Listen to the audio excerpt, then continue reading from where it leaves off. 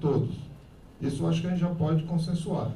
Agora, é só essas duas diferenças. Só para deixar bem claro, vamos supor que a gente tenha 100 candidatos, tá? Na primeira fase.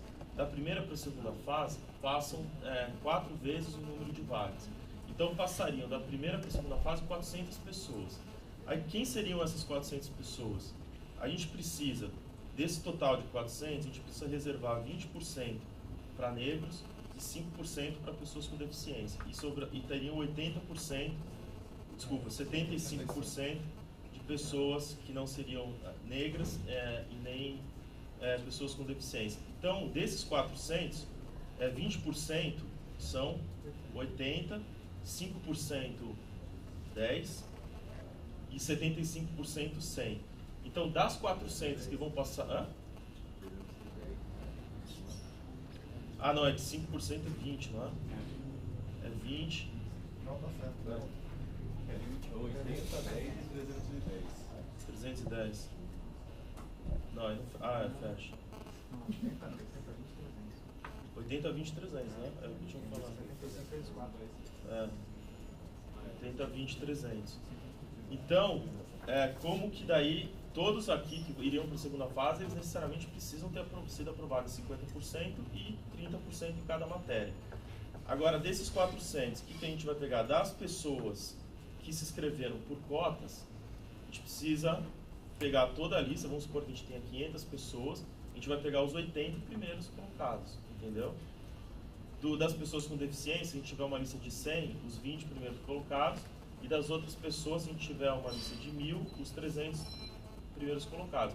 Naturalmente, vai haver aí uma diferença da nota de corte de cada um, mas elas são diferentes, naturalmente elas vão, uma vai ser maior diferente da outra, mas todos teriam que ser aprovados na nota mínima. Existe até uma explicação, Adriano, para essa questão da multiplicação dos 4 vezes, que é viabilizar o trabalho da banca examinadora e viabilizar a própria execução da prova, porque quando a gente passa 500 pessoas para uma prova, a gente vai ter que disponibilizar um prédio para essas pessoas fazerem a prova, botar a prova para rodar, vamos ter que botar os defensores para corrigir essas provas, que é um trabalho assim hercúleo, corrigir provas. Então é uma tradição dos concursos públicos ter um corte também de concorrência caso se atinja aquela nota mínima, entendeu? Então eu tenho até receio, porque se a gente viabilizar uma liberação disso e tivermos aí êxito no sistema de cotas, tivermos muitos candidatos habilitados, a gente pode ter que fazer uma prova para 1.000, 1.500 pessoas e comprometer até questões orçamentárias da defensoria. E prova escrita, né? Tem que fazer a prova escrita para rodar, botar gente para corrigir. Imagina os defensores que iam corrigir 400 provas, eles tiverem que corrigir 600 provas. Vai travar o concurso, a gente vai ter diversos outros problemas que eu consigo enxergar e que justificam essa limitação aí. Acho que é tranquilo. A nossa preocupação, e acho que do movimento e todos, a preocupação é que a gente garanta os 20 negros. Quer dizer, no final a gente tem que garantir isso. Eu acho que essa sua proposta, acho que não consultei, mas eu acho que é viável, acho que a gente pode. É importante só ter em mente o voto do Wagner, porque também é a primeira experiência, a gente mesmo já falou isso aqui várias vezes, vai ser avaliado. Se não der certo dessa vez, na próxima a gente já tem em mente o voto do Wagner, que de repente pode ser uma alternativa. Mas acho que tranquilo, acho que a gente pode seguir essa linha, se os conselheiros assim acharem possível. Desde que seja realmente toda essa linha seja preenchida sempre com negros, que é a preocupação que a gente tem. Só uma observação, assim, vai estar reservadas os 20% desde que aquele número de pessoas atinja a nota mínima, né? Porque se não houver se a pessoa não atingir a nota mínima, não tem como passar. Eu também concordo com essa questão da nota mínima, porque nesse ponto aqui a gente tem que fazer a diferenciação das universidades. Aqui é um interesse público que prestação de serviço. Na universidade, há uma formação estudantil da pessoa, por isso que eu acho que eu discordo de você, nessa questão da nota mínima. Aqui a gente também tem que prestar atenção na qualidade do serviço que vai ser prestado por aquela pessoa. E E a gente considera que esse mínimo de 2 questões na primeira fase, 50%, 3 e 50% na segunda e terceira fase, é o mínimo para que a pessoa possa começar a prestar o serviço da pessoa pública. Então a gente não pode rebaixar isso em atenção ao próprio usuário. Não há mais um processo de formação estudantil agora. Agora a pessoa já vai entrar em um cargo público, vai ser remunerado por isso desde o início, então o mínimo que eu te considero de qualidade são esses critérios, então a nota não pode ser rebaixada. Então, alcançou esse mínimo, aí você passa para a próxima fase. Entendeu? Agora eu pergunto, as fases, nas experiências de vocês, nas fases posteriores, o índice de eliminação é grande? Não. Frei, para pessoas com deficiência, por exemplo, aqui vai ser diferente o contingente populacional, mas para pessoas com deficiência, nunca houve qualquer corte por conta desse critério de 4 vezes mais irem para a segunda fase. A experiência que se tem é que todos os candidatos que fizeram a nota mínima e que declararam que possuíam uma deficiência, migraram para a próxima fase. E a experiência, acho que respondendo melhor a sua pergunta, é que quem chega na segunda fase, de fato, é quem está preparado para disputar aquelas vagas. Tanto que quem chega na fase oral, a fase oral praticamente elimina quase ninguém. Isso é muito pequeno. A segunda fase é que é a fase decisória. A primeira fase é a fase, vamos dizer assim, de você definir quem vai concorrer definitivamente. Quem são os melhores. E aí tem um limitador quantitativo até para que viabilize esse concurso. A partir da segunda fase, vai haver uma disputa muito mais acirrada. E a terceira fase é praticamente um complemento, que é a prova oral, inclusive da postura da pessoa, como ela vê a defensoria, já é uma fase diferente, por isso tem um contato pessoal com o examinador. Mas o importante é que os 20% vão ser sempre garantidos, em todas as etapas. Vamos ao seguinte, tem o Aloysio, em seguida o Alteroso. Eu concordo com o Augusto, acho importante que esse percentual seja garantido em todas as fases e que da primeira para a segunda fase, né, a reposição seja feita dentro de cada grupo, não é? Para que haja realmente a garantia dos 20%. Né? Então, depois da avaliação da comissão, se não houver um número suficiente de negros, não é, que essa reposição seja feita dentro do grupo específico de negros e índios, para que haja a garantia dos 20%. Mas que alcançaram o mínimo de nota. Exatamente. Não, sim. Desde que seja... desde que o candidato alcance o mínimo da nota. Vamos seguir. É só uma parte, para poder entender a fala do Aloysio. Quando você fala de devolver dentro do mesmo grupo, é só para eu entender o que você está falando. Eu vou colocar em números. Então a gente está falando de 100, reserva de 20. Hipoteticamente eu tenho 15 aprovados nos critérios mínimos. Para onde vai as 5 vagas? Não, é uma pergunta que eu estou fazendo, não estou discutindo. Que dentro da fala dele me surgiu essa dúvida. Mas tem na deliberação, na proposta tem vai para os demais. Aí vai para o geral, é isso? O que ele está falando é diferente. Ah. Você tem 80. Passou além da cota, é isso? Aí você vai fazer a entrevista. Desses 80, 2 não eram negros nem indígenas. Eles saem, aí eu vou pegar do primeiro, o segundo entra. Mas ficaram fora dos 80, entendeu? Então o que você está querendo dizer assim, eu tenho 20, por exemplo, passei 20. Porque o que ele está falando, o Luiz está falando, é a avaliação sobre a declaração dele. Aqui agora, tipo assim, passaram 80 na primeira fase, passou os 20%, certo? Passaram 80. Esses 80 vão para entrevista. Nessa entrevista, se descobre que eles não são negros, não são indígenas. Eles são excluídos. Para se manter o 20%, é preciso que você chame o projeto do primeiro e o projeto do segundo, para que se componha. Agora, claro, desde que eles tenham alcançado a nota mínima, da primeira para a segunda fase. Exatamente isso. Que não pega essa parte. Não, acho que é isso que o Augusto quis explicar. Também só uma dúvida, só para... Acho que o Augusto já tirou essa dúvida, mas só para esclarecer melhor. Supondo que a gente consiga, na nota mínima, 60. É necessário repor 20? Mas aí de onde vem esses 20? Da lista geral. Não. Aí é da geral. Mas isso não vai contaminar a vaga do isso, sistema de a minha cotas. preocupação é essa. Esses 20 vai para o sistema geral e nas outras fases continua dividido. De modo que a gente só vai eliminar os outros candidatos do sistema de cotas se não houver a nota mínima também na próxima fase. Ele não vai passar a concorrer com esses outros 20 que foram incluídos. A inclusão dos outros 20 é para a lista geral, entendeu? Esses outros 20 que serão incluídos da lista geral, eles vão passar a concorrer entre si numa lista geral, e a nossa lista do sistema de cotas continua sendo só com 60 pessoas até o final, para reservar 20 vagas. Só uma suposição, só para a gente entender. Supondo que no limite a gente consiga 22 pessoas conseguirem passar na nota mínima. Nós vamos garantir que desses 22, 20 entrem. Isso, é isso. É isso mesmo. Só para dar um exemplo, eu podia dar um exemplo de 20. Com certeza. Se 20 passasse na primeira etapa, esses 20 já estariam. 20 passou no mínimo. É isso. Porque a cota tem Tem que essa. fazer o mínimo nas outras fases. Tem que fazer o mínimo nas outras duas fases. A nota mínima. Sempre vai ter que fazer o mínimo. É. É assim, ó, na primeira fase, você tem que fazer 2 questões na prova dissertativa e 40. Na Sim, primeira mas- fase, 2 notas, 2 questões por matéria e no total 44, que significa 50% da prova.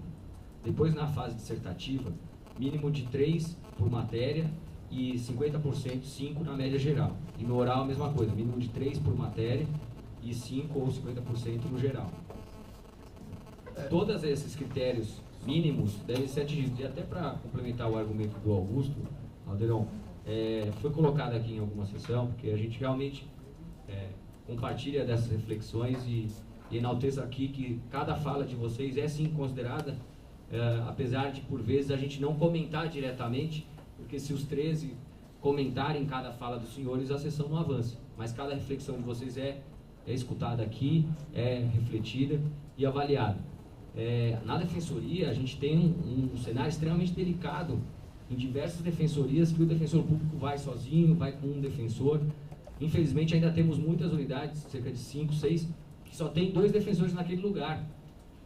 As piores vagas, né, as vagas mais distantes, acabam sendo preenchidas por defensores que estão no mesmo concurso. Então, aquela capacitação, aquele papel de professor que foi colocado aqui, que existe na universidade, que você tem a oportunidade de aprender com o professor e também ensinar a ele, não existe no concurso público. O defensor vai estar sozinho lá muitas vezes, ou no meio da audiência.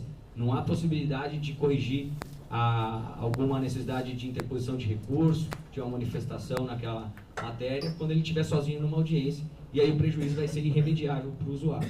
Então, manter o mínimo é fazer um ajuste, um equilíbrio de valores aqui, que foi o valor da inclusão social, com o valor também da qualidade e da continuidade regular do serviço público de excelência que a Defensoria deve buscar.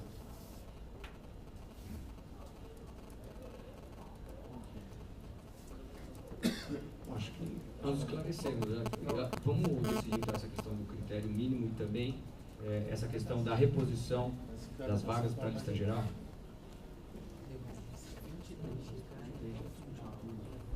E quando chegar em qual é a redação do tratado.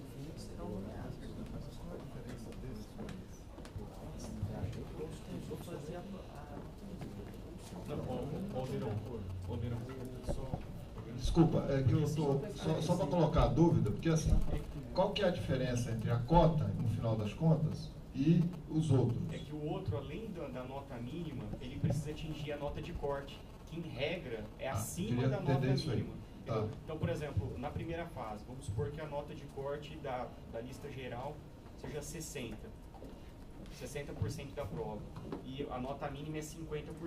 A gente não tá, o candidato que concorrer pelas cotas, ele não vai precisar atingir 60%. A nota de corte. Exatamente, ele vai precisar atingir a nota mínima. E a nota mínima geral é metade da prova. E acho que entra naquilo que o Bruno falou. O concurso público, ele exige a aptidão do candidato. E a aptidão para entrar no serviço público é atingir pelo menos metade da prova. Entendeu? É isso que foi colocado. Não, agora deu para ver a diferença, né? Quer dizer, é a nota de corte que vai fazer a diferença. Sendo que a cotas não precisa atingir aquela média. Isso, o avanço das cotas é não concorrer com Tá, a nota de entendi. corte da lista geral. Haverá uma nota de corte específica para o grupo das cotas, entendeu? Agora sim, que pode ser maior, pode ser menor. Isso eu acho até interessante colocar, e são um dos principais argumentos que demonstram que, para aqueles que alegam que haveria uma diminuição da qualidade da prestação da pessoa que for aprovada por cota, ela não é verdadeira. Porque a partir do momento que você garante a aprovação na nota mínima, você ter o 5 e o 3, você considerou aquela pessoa apta a ser defensor público, porque a gente considera essa a nota mínima para que você seja aprovado e considerado um defensor público. Então você está garantindo a qualidade. Por vezes esse debate acaba sendo diferenciado um pouco em relação à cota nas universidades, mas quando você garante o 5 e o 3, você está garantindo que ele tem as condições mínimas para ser um defensor público e que ele está pronto para prestar da mesma qualidade que todos os demais. Agora, se ele tirou mais ou próximo do primeiro colocado do concurso, aí é uma outra questão, mas essa diferença de notas, em geral, tem todos os defensores, mas a gente tem a garantia de que todos têm condições mínimas para prestar o serviço da defensoria pública. Vamos fazer então. Essa redação já foi feita, né? Do artigo. O artigo 6º a gente fez a leitura. E essa discussão sobre os critérios mínimos, ela está vinculada a um outro artigo que está mais adiante. Mas ele não está sendo alterado aí, né? Então a gente poderia só julgar a manutenção aqui do sistema de nota mínima, né, que está mais adiante na deliberação. Bom, artigo 7º é aquele que fala sobre a concorrência concomitante, ninguém colocou destaque. E só tem que alterar a penúltima frase aí do artigo 7º, Carlos. Será chamado para ocupar a vaga que corresponde à maior nota exigida.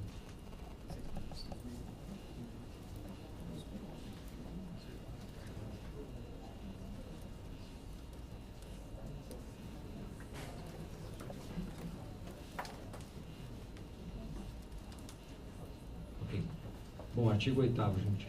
Sobrevindo decisão do presidente da banca examinadora que não reconheça a condição de negro ou indígena, o candidato, ou caso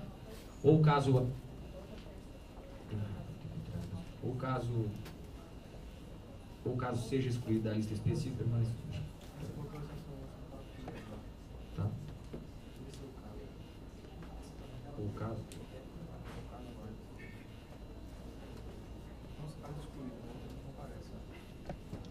sobrevindo decisão do presidente da banca examinadora que não reconheça a condição de negro ou indígena, o candidato será excluído da lista específica, permanecendo somente na lista geral. É a redação. Aí é o seguinte, acho que é importante também os conselheiros se debruçarem. Como a gente alterou o sistema, retirando a autodeclaração e passando para um modelo de heterodeclaração, a gente entendeu que era compatível não excluir o candidato do certame, já que ele não fez aquela declaração de forma dolosa, mas apenas se inscreveu, se indicou e passou por um crivo de uma comissão especial. Então, como a gente criou a comissão especial e criou o critério da heterodeclaração, a gente entendeu que era compatível não eliminá-lo do concurso na hipótese de a comissão discordar do entendimento que ele teve de que seria negro ou indígena. Tudo bem?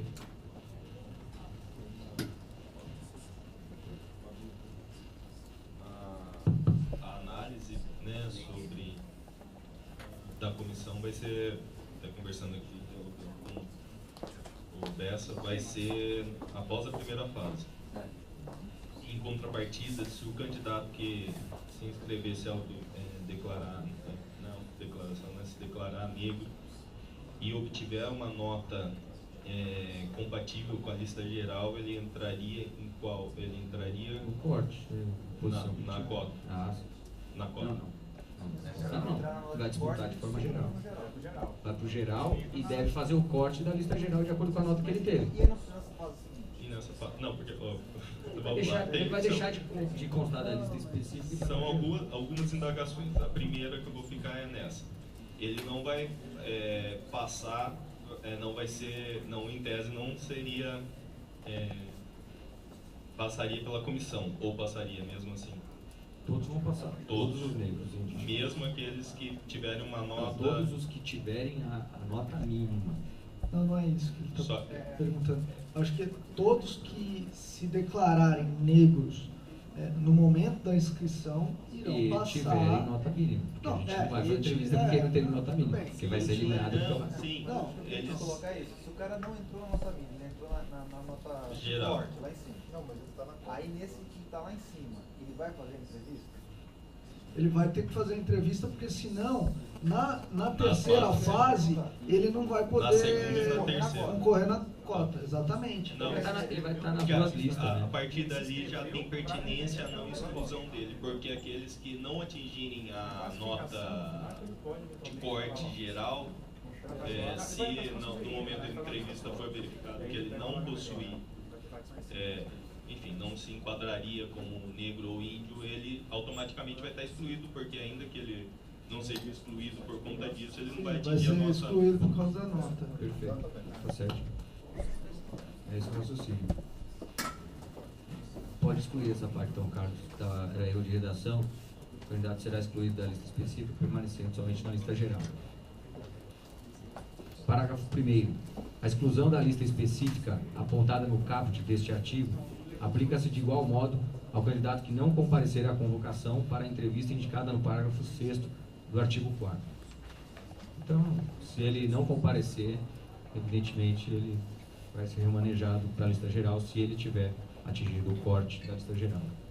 Da referida decisão do presidente da banca examinadora, objeto do reconhecimento ou não da condição de negro ou indígena de que trata o presente artigo, não caberá recurso.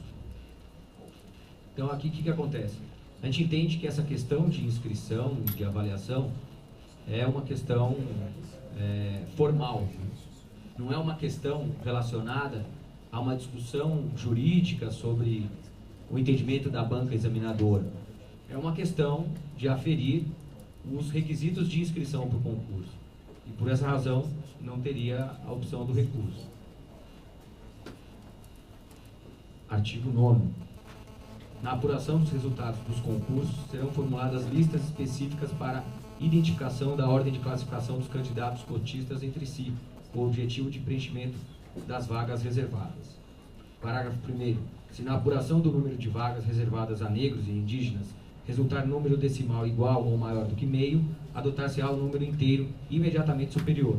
Se menor do que meio, adotar-se-á o número inteiro imediatamente inferior. Para a pessoa com deficiência é a mesma regra. Parágrafo 2º. Os candidatos que não sejam destinatários da reserva de vagas a negros e indígenas concorrerão às demais vagas oferecidas no concurso, excluídas aquelas objeto da reserva.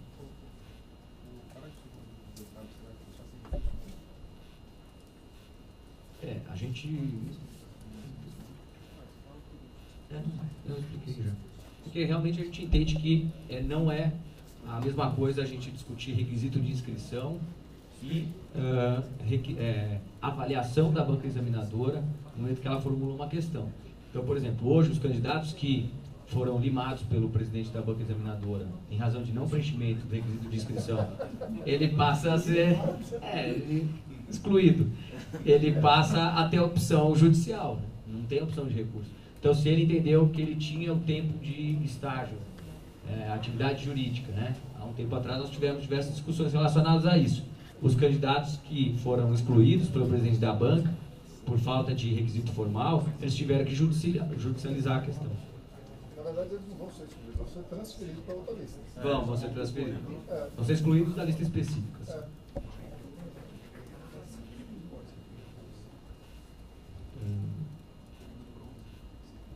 Artigo 9º. Não, já falei. Já falei do meio, parágrafo 2º, já foi lido. Parágrafo 3º. Os candidatos às vagas reservadas a negros e indígenas sempre concorrerão à totalidade das vagas existentes, observadas as seguintes regras. Item A. Em primeiro lugar, serão preenchidas as vagas não reservadas, de acordo com a ordem de classificação geral de todos os candidatos aprovados no concurso. Posteriormente, serão preenchidas as vagas reservadas aos candidatos optantes pelo sistema de cotas, que já não tenham preenchido as vagas não reservadas segundo a ordem de classificação geral referida na linha A anterior. Item C. O preenchimento das vagas reservadas a que se refere a linha B dar-se-á de acordo com a ordem de classificação em lista específica, artigo 6º, formadas pelos candidatos negros e indígenas. Item D. Em caso de desistência de candidato aprovado pelo sistema de cotas, a vaga será preenchida por outro candidato negro ou indígena, observado, aqui vai ter que apagar uma palavra, observado a ordem, ou respeitada a ordem de classificação da lista específica. Pode excluir, por favor, Carlos, redação. Item E. Não havendo candidatos negros ou indígenas inscritos ou classificados, as vagas reservadas serão revertidas para o cômputo geral de vagas oferecidas no concurso, podendo ser preenchidas pelos demais candidatos aprovados, obedecida a ordem de classificação. Item F. O resultado final do concurso será divulgado por meio de uma lista única, contendo o nome dos candidatos aprovados por ordem alfabética.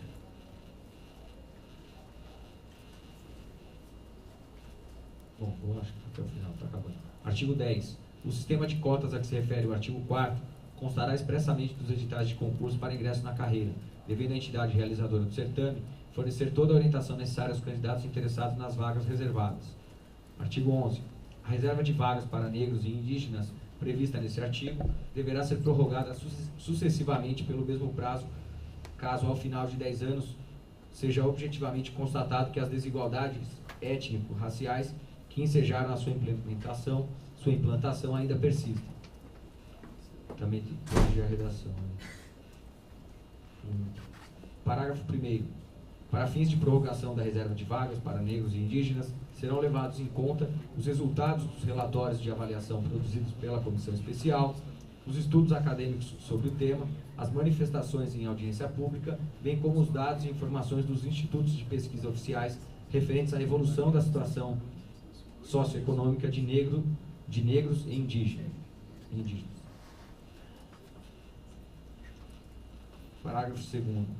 2 anos antes do término do período de vigência da reserva de vagas, caberá à Comissão Especial a confecção de um relatório de avaliação dos resultados da política de cotas a ser apresentado ao Conselho Superior. O Conselho Superior realizará audiências públicas prévias à deliberação sobre a prorrogação do sistema de cotas. Acabou a redação. Você permite um comentário? Há 2 artigos atrás, eu acho que pela redação ele fica algo já como mais ou menos definida a prorrogação, né? Claro, mantidos os critérios. Mas aí há um artigo seguinte que fala de reavaliação e esse último que você leu agora, até de uma comissão para isso, né? Não ficaria aquele artigo lá com uma redação, talvez aí, não sei, estou pensando assim, muito por alto, né? Indevida, porque ele já sacramenta uma situação que ainda vai ter que ser reavaliada, não é bem isso? O primeiro artigo que você fala é aquele primeiro que a gente votou, é isso? Não. Ou não? É esse agora, dessa última leitura que eu fiz? Acho que é o 10. O 11 diz que, ao final de 10 anos, caso seja objetivamente constatado que as desigualdades étnico-raciais que ensejaram a sua implantação ainda persistem. Esse aí mesmo. Então nesse aí, se os critérios, a situação que gerou a origem da adoção persistirem, o artigo, do meu entender, já está dando automática prorrogação. Só que há 2 artigos logo seguintes que submetem essa questão a uma avaliação prévia. Eu estou entendendo que quando o artigo 11 fala em caso seja objetivamente constatado, e aí ele vem nos outros parágrafos e destrincha como que vai se alcançar esse grau de objetividade, porque as cotas são dados objetivos, né? Não é uma questão subjetiva. Ali não deverá, não poderia ser no sentido aí, joga lá, coloca, moderar? Sim. É que eu acho que não, porque se objetivamente se constatou que são necessários que se mantenha um sistema de desigualdade étnico-racial, a gente deverá. Eu também acho que deverá, só que eu acho que talvez a ordem, né, fosse o contrário, ou seja, em primeiro lugar você falar da reavaliação e você, se ainda assim, com a avaliação, se a avaliação concluir diferente, não nem falar em prorrogação, né? Eu acho que aqui, na linha do que eu estou falando, pode ser um poderá mesmo, porque poderá... Porque a comissão, aí você faz da comissão, poderá você colocar deverá a comissão, né? Não, seria poderá no sentido assim, poderá ser prorrogado caso seja constatado. Fala assim, que se for constatado que continua, deverá. Poderá, então você pode ser, não sei, sugestão, né? Acrescentando nos termos do artigo seguinte, né? Vai ficar ruim se der referência ao artigo que ainda vem, né? Mas por quê? Porque depende também daquilo que vai ser apurado na avaliação feita, né? Que vai ser feita. Acho que uma leitura diversa, Pedro, porque eu acho que os parágrafos primeiro, segundo e terceiro, na verdade, eles dizem como vai ser feita a instrução para saber se você vai prorrogar ou não. E aí, se você constatou que de fato continua a desigualdade, você prorroga automaticamente. Prorroga depois de instruir através do parágrafo primeiro, segundo e terceiro. E de que forma o conselho e a comissão vão avaliar esse resultado. Aí chegou essa conclusão que continua a desigualdade, você prorroga. Acho que foi uma técnica legislativa que foi encontrada também em outros editais, mas eu acho que não está engessando, não. Eu acho que, na verdade, esses estudos vão ser imprescindíveis e deixa claro que só se houver uma clareza e uma objetividade vai ser mantido. Eu acho que também, agora lendo melhor, a facultatividade aí, na verdade nem a facultatividade, a incerteza vem do caso aqui, da palavra caso. Caso sejam constatadas, vai prorrogar. Caso não, não irá prorrogar. Só tem uma obrigação para o conselho, né? O artigo sinaliza para a determinação do conselho em querer fazer a coisa certa. Ele cria uma obrigação para o conselho, caso se constate através desses elementos que vão ser avaliados ao longo dos 10 anos.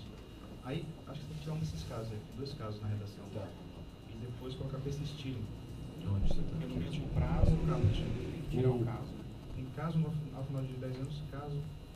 Deixa eu falar. Olha, sucessivamente pelo mesmo prazo, caso, tem que tirar esse caso. Já tem um caso do Isso. Artigo 11, mais para frente. Ah, não. Mais para frente. Deverá ser prorrogado sucessivamente pelo mesmo prazo. Não, tá certo. Caso, ao final de 10... Ah, sim. Só tirar esse caso. Pode tirar esse caso aí, Carlos, da penúltima linha. Isso, esse aí, pode apagar. Em cima, aquela parte da respeitada e observada. Lima esse aí, né? Lima esse daí. E ao final, acho que a gente coloca persistirem que persistem. Isso. E no item D, mais acima do artigo, deixa eu ver, 10, parágrafo 3º do artigo 10, o item D chegou a alterar, estava respeitado e observado. Item D, a linha D, ao final. Ah, você já alterou na hora que eu comentei. Respeitada a ordem de classificação. O último ponto que constou mais adiante, e que é importante mencionar, porque eu nem me recordo como foram as votações anteriores dos conselheiros, mas eu sei que é a proposta da ouvidoria. Refere-se às obras que deveriam conter no edital. A gente votou aqui pela retirada desse dispositivo, ou pela, na verdade, por manter como estava antes.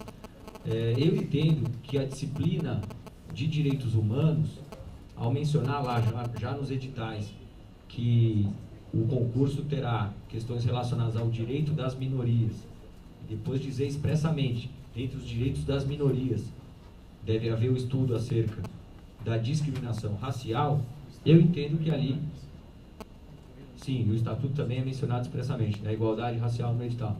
E eu acho que esse artigo ele seria redundante, e por isso a gente retirou. Se eu posso dar uma sugestão, eu lembro que em 2003, o presidente Lula assinou uma lei especificando isto. E o concurso, mostrando que está atendendo esta lei, é a Lei 10.639, de 2003. Acho que seria muito positivo esse parte. Lei 10.639, de 2003. Determina que todos os órgãos de trabalho adotem temas ligados ao tema do negro. Então, o que eu quero dizer, Frei, é que na verdade isso é contemplado e a gente respeita essa legislação federal ao prever aqui no nosso edital a disciplina de direitos humanos e depois ao destrinchar o que envolve direitos humanos, né?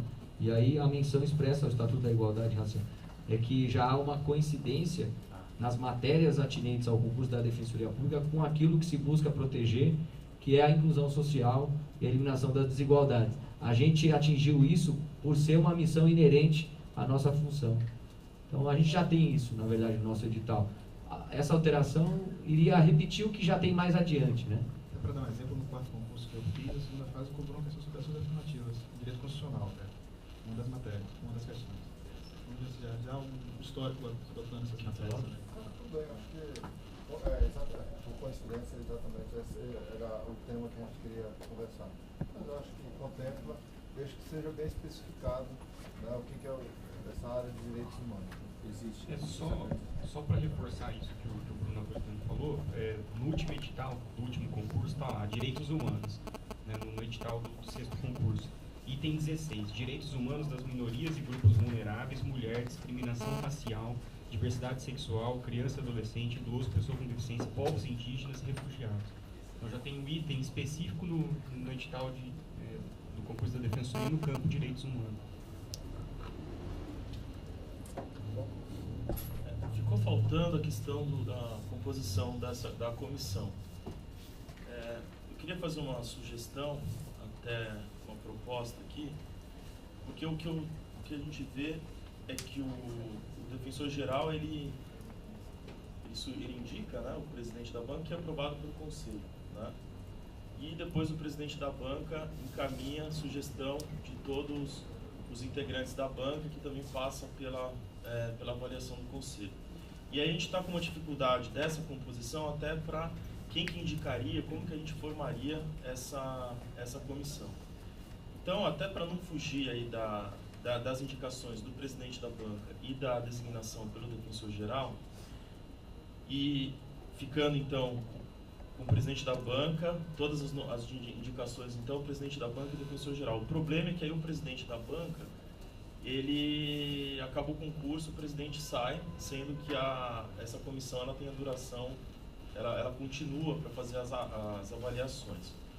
Então, eu sei que até essa questão já foi votada, eu queria colocar aqui até para o conselheiro Alexandre Orsi, para a gente fazer uma sugestão aqui, em vez da possibilidade da gente fazer uma nova avaliação, a sugestão da gente enxugar um pouco até essa comissão. Eu acho que ela acabou ficando bastante grande, tem 2 defensores públicos, além do defensor público da comissão do núcleo de discriminação, vários integrantes de conselho. O que eu ia sugerir da gente ter uma composição de 5 pessoas, todos designados pelo defensor geral. Um seria designado pelo defensor geral e presidiria a banca. O outro seria integrante do núcleo de discriminação, e outras 3 pessoas caminhar então no sentido da gente colocar designados pelo defensor geral, mas pessoas com reconhecimento, com notório saber na questão étnico-racial, e aí a gente teria uma margem, uma abertura para inclusive poder chamar antropólogos, sociólogos que são mais inteirados nessa matéria, que acho que até às vezes mais do que integrantes desses conselhos. E aí seriam pessoas que inclusive podem ser do próprio conselho, né? Mas a gente colocaria com notório saber na matéria étnico-racial, e a gente faria a composição com 5 pessoas. Queria colocar para discussão. Eu só queria até fazer uma sugestão de que esses nomes apresentados pelo defensor público geral fossem também ouvidos preliminarmente pelo Conselho Superior. Então, que os nomes fossem apresentados ao Conselho e aí sim encaminhados para a designação do defensor geral. Até para dar uma... Até da forma como o presidente pode colocar a mesma redação como está o presidente da banca. Eu queria só sugerir que fosse importante aí, acho que a presença da ouvidoria como representante da sociedade civil dentro da defensoria. Eu acho que seria importante manter aquela redação do ouvidor ou um indicado do conselho, se for possível. Acho que dentro desse quadro aí.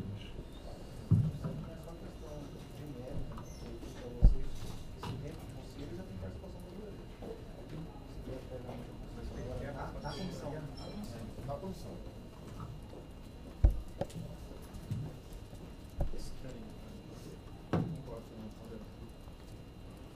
Mas aí a ideia geral, a gente está mexendo. Tá bom, tá bom. Então seriam todos designados pelo defensor. Como que está a redação? Pode ver na deliberação 10, como está o presidente da banca. Ele é indicado pelo defensor geral, ouvido pelo conselho.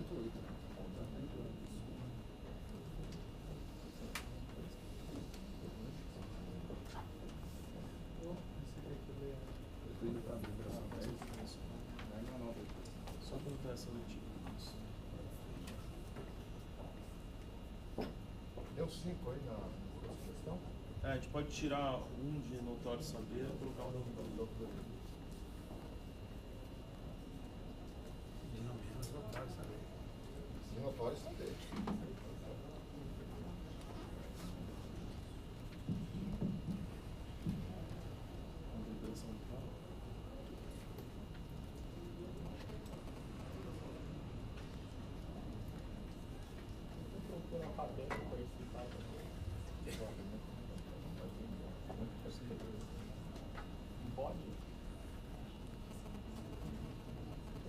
Poderia ser incluída a Associação dos Defensores Públicos também? De colocar a argumentação. Coloco.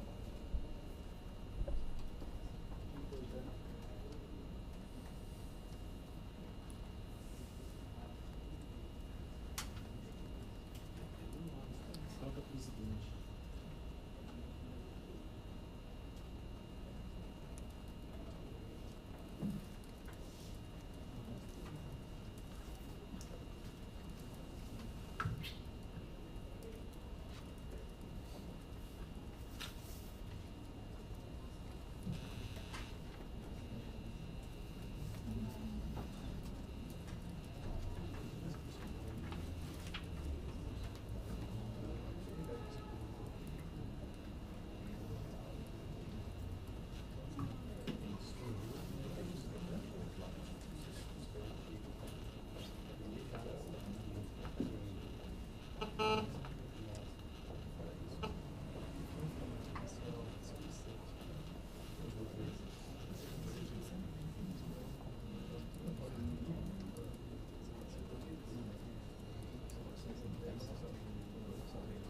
Você está vendo lá para ver como que a gente consegue fazer.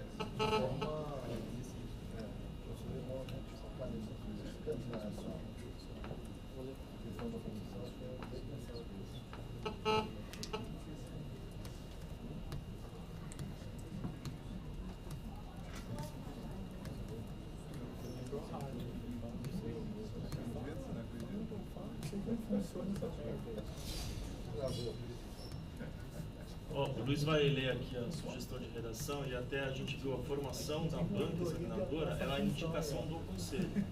Tá? Então, o que tem ocorrido de praxe é uma sugestão do presidente da banca, mas a indicação é do próprio conselho. Então, a gente pode dizer que toda a composição dessa comissão seria indicada pelo Conselho Superior com posterior designação pelo defensor geral. Aí o Luiz vai ler aqui a sugestão de redação. Durante a aferição da condição de negro ou indígena, o presidente da banca examinadora contará com o apoio da comissão especial, com caráter consultivo, constituída por um defensor público que a presidirá, por um membro do núcleo de combate à discriminação, pelo ouvidor geral ou membro do conselho consultivo e por 2 pessoas de notório saber na área, todos indicados pelo conselho superior e designados pelo defensor público geral.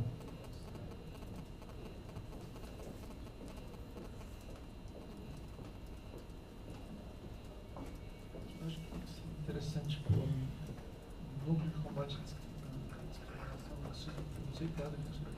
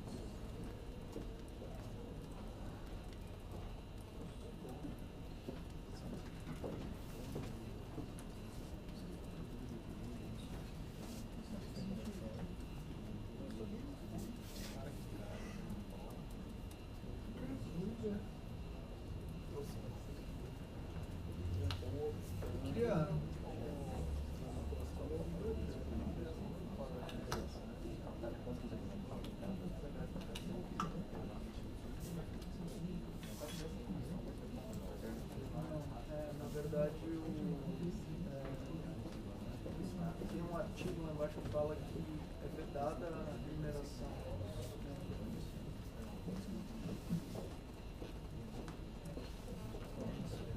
Então, assim, eu particularmente eu acho que a comissão, de uma forma mais restrita, ela é melhor. E eu não sei, queria ouvir até os outros, mas eu acho que é desnecessária a presença do ouvidor aqui ou do membro da comissão. Eu incluiria mais um membro de notório saber, porque o que vai acontecer? Se a gente pôr a ouvidoria, e aí até sem qualquer tipo de crítica, eu acho que é salutar a inclusão de outros órgãos, como a corregedoria, a associação dos defensores, e esse não é o intuito. Eu acho que é melhor, e aqui ficou até diferente, porque os membros são indicados pelo Conselho. Nessa indicação, todos nós e todos os órgãos vão poder influir. Então, eu acho que, até pela coerência da comissão, eu particularmente entendo que a ouvidoria, nesse caso, ela influi na indicação, mas ela não precisa participar diretamente. Senhor presidente. Não, eu entendo a proposta do Luiz, mas eu só queria ponderar uma questão. Do núcleo, nós vamos ter um já representado do núcleo. A questão da ouvidoria e do núcleo, eu acho que é a questão da permanência. Quer dizer, você também vai poder acompanhar o histórico de toda essa comissão. Eu acho que a importância da ouvidoria é poder fazer a história também. Não é nem... podemos participar aqui do processo, mas se a gente tiver essa possibilidade de fazer pela ouvidoria, não estou dizendo nem o ouvidor, né? Pela ouvidoria, o acompanhamento seria muito interessante, acho que para todo o processo. É nesse sentido, tá? Não é a questão de representação da ouvidoria em si. É que está. Mesmo no núcleo e na ouvidoria, os cargos eles são transitórios. O presidente o coordenador do núcleo, que possivelmente será o indicado, ele também é transitório, né? Eu quero crer que quem efetivamente vai permanecer os 10 anos, possivelmente serão as 3 pessoas de notório saber. Que aí eu acho que é aí que seria mais interessante. Eu não sei, eu confesso que a discussão não é simples, e eu entendo o ponto de vista aí, Alderon, é só mesmo uma questão, para mim, de... Presidente, permite, na verdade eu só queria até, com todo respeito aqui ao Alderon, a figura da ouvidoria, que é importantíssima na defensoria, mas eu acredito, até como eu já tinha mencionado anteriormente, que a ouvidoria não está excluída do processo na medida em que ela está no Conselho. Então, se a gente está falando da inclusão dos nomes, passando com a sugestão que eu tinha feito, né, pelo Conselho, era justamente para dar esse viés democrático, e a participação da ouvidoria, como de todos os conselheiros, como todos os movimentos, vão chegar ao Conselho. Do mesmo modo, eu entendo que, como bem colocou o Luiz, a questão do concurso em si, seria muito importante, até da forma como a representante do núcleo colocou, que fosse por pessoas especializadas. E aí, assim, a gente estaria garantindo realmente uma análise especializada nessa comissão. Um número maior de pessoas especializadas, que é o que nos interessa, é a análise dos requisitos para que a pessoa concorra nas cotas. Então, a análise do requisito para que as pessoas concorram nas cotas é muito mais eficiente para uma pessoa, para um antropólogo, para uma pessoa especializada, compondo essa comissão, com o devido respeito, do que pela sociedade civil, que já está contemplada e que não está excluída desse processo, mas que no que toca a concurso, que fica então por pessoas especializadas, para a gente fazer essa análise realmente criteriosa, porque foi o que foi dito aqui. O importante é que se respeite as cotas e que realmente as pessoas que têm direito às cotas sejam contempladas. E aí, acho que foi essa a origem da comissão, que era respeitar efetivamente essas pessoas que teriam direito à cota. E a gente só vai respeitar isso colocando pessoas especializadas para fazer essa análise. Diria eu, até com toda humildade, que não seria eu a pessoa mais avalizada para fazer esse tipo de análise. Então, acho que acompanho o Luiz no que está na colocação dele. Realmente, se a gente colocasse uma pessoa mais avalizada nessa temática, seria muito mais produtivo para a análise do concurso para a gente internamente. Bem, não, eu concordo com a proposta do presidente, no sentido de permitirmos a participação de profissionais especializados, não é? Porque é uma questão complexa e esse olhar técnico é muito importante. Agora, eu discordo do Luiz, eu acho importante a participação da ouvidoria por um motivo, né? O concurso é uma forma de ingresso da sociedade civil nos quadros da defensoria. Então, é uma forma de ingresso. Então, é também uma forma de participação da sociedade civil na condução, né, e no caminhar da instituição.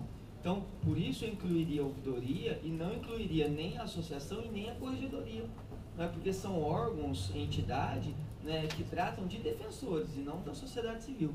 Então, por conta dessa peculiaridade, não é, por ser o concurso de ingresso uma forma também de participação social da sociedade, eu acho importante sim que a ouvidoria integre essa comissão. Assim, embaixo do que o Luiz falou, concordo também da participação da ouvidoria, que não exclui a participação dos especialistas, que é importante, mas a ouvidoria também não só no concurso, como bem falou a corregedoria, mas também no acompanhamento ao longo dos 10 anos. Pode também dar suporte, é uma participação da sociedade civil nesse processo, que é uma política, queira não, social. Então tem que ter participação da sociedade civil, sim, eu concordo, e gostaria que participasse também. Veja, quando eu coloco aí a eventual objeção à participação, não é a participação da sociedade civil como um todo na comissão, mas sim como uma participação formal da ouvidoria geral nessa comissão. A todo momento a instituição, e é para isso que a ouvidoria serve também, um dos motivos é para isso, ela tem esse olhar externo. E a simples não participação formal não impede a ouvidoria de avaliar, e mais do que a ouvidoria, toda a sociedade civil, de avaliar os resultados dessa comissão. A única coisa é que eu, particularmente, considero que comissões menores tendem a ter um resultado mais efetivo. E, particularmente nesse aspecto, eu vejo a participação da ouvidoria de forma formal na indicação de 3 e não 2 membros do Notório Saber para participar. Até porque, se formos da forma como foi colocada, o ouvidor geral ou um membro do Conselho Consultivo, muito provavelmente a ouvidoria, até porque o seu Conselho Consultivo é formado por especialistas de várias áreas da sociedade civil, tenderá a indicar dentre o seu conselho um que é mais ligado à matéria. E essa indicação, ela com certeza pode ser feita na questão do conselho também. Acho que, enfim, mas respeito aí a opinião do Augusto e do Aloysio.